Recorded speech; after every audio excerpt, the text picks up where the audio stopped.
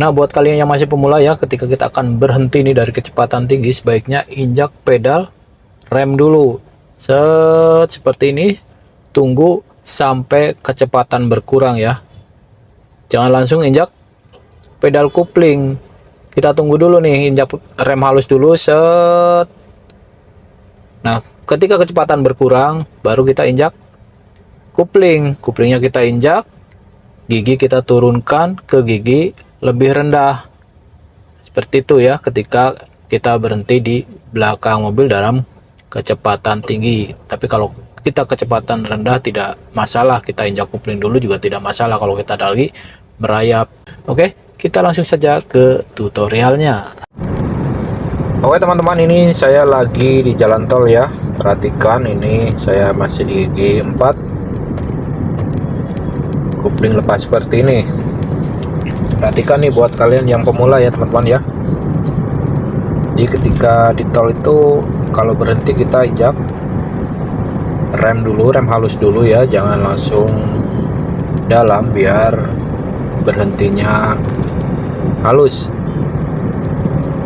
Perhatikan ya, di depan ini udah mulai ngerem nih. Siap-siap kita untuk melakukan pengereman ya. Seperti ini ya. Mobil kanan ini mau ke tengah nih. Kita injak rem halus, set, kemudian injak pedal kopling, gigi kita turunkan seperti ini. Saya turunkan ke gigi 3.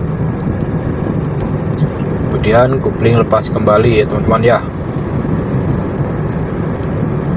Sampai depan, ketika kita udah agak cepat lagi ini, seperti ini ya, kita tambah lagi kecepatan, gigi juga tambahkan lagi seperti ini ke gigi 4.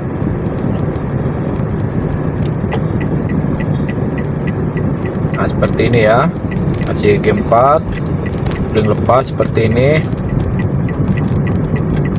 Kita akan belok kiri nih, akan naik ke flyover. Perhatikan, sebelum nanjak kita turunkan lagi giginya seperti ini. Saya turunkan ke gigi 3 biar saat nanjak tenaganya lebih besar ya.